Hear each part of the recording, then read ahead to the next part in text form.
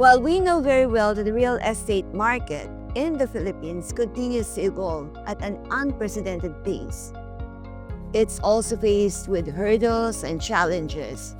And so, to discuss them, along with the opportunities for buyers, sellers, and investors, so today we have the CEO of the first digital online brokerage platform in the Philippines, Mr. John Riyad. Hi, John. Hey. So, John, let's talk about the realities, the challenges in the real estate market.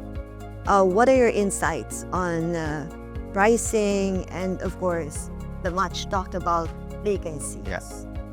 I agree with everything that we've heard about. When we look at different segmentations, let's start with the office rentals.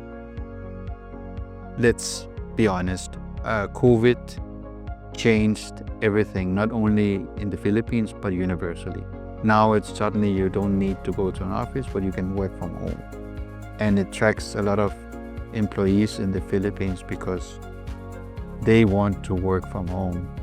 That's how the dynamic has changed. Even HousingInteractive, it has a hybrid situation where we ask people to come in once or twice a week, just for the coordination and the cultural aspect of it. But people like to work from home. That's a dynamic that we have to adjust to. So when it comes to the office rentals, I can tell you that we have 25% vacancy. That means every fourth property when it comes to office rentals is vacant. So landlords definitely have to adjust, and they are adjusting. So what we saw last year, what we saw before the pandemic is 50% or 60% off from that price. So you, as a tenant, would need to go back to your landlord to renegotiate your price, or you can find the same identical space at a cheaper rate. And landlords need to understand that. When it comes to the residential mid-end market, when we talk about mid-end market, that is between 3 million to 15 million. We are also seeing big vacancies. In fact, developers have difficulties selling their properties, unloading their properties, and they're spending up to 35 months before they can unload or sell some of their inventories. And when it comes to HousingInteractive, we are seeing the same pattern. So the properties that we added in 2019, 2020, we're actually able to unload it now. So we understand that this situation is actually for real. When it comes to high end, everyone is saying high end, that means ultra high end, meaning 100 million up. Everyone in the industry is saying that this market is not affected. But if you ask me, and I might be the only one in the industry today saying, yes, the high end is also going to be affected.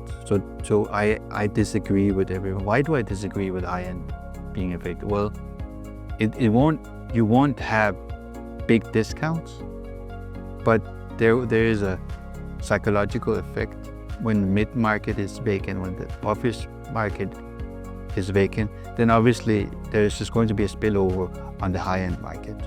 So if you want to be in BTC and Makati and you have to be at the office every day, you have to look for a good deal, because there are deals that are coming in the market, especially in the mid-end market, which we talked about. I would look for sellers who are in rush, and you always have sellers who cannot rent out their properties because of the vacancy or the supply is high, or you have sellers who are looking to unload because they need to use the capital for something else. When it comes to warehouses, if you're an investor, you need to go into the warehouse market. There is no doubt, because if you look at Bulacan, you look at Pampanga, you look at south of Manila, Batangas, Laguna, you see warehouses popping up left, right, and center because of the e-commerce business and because of the logistic business, and that will grow. What what also will grow is the data centers.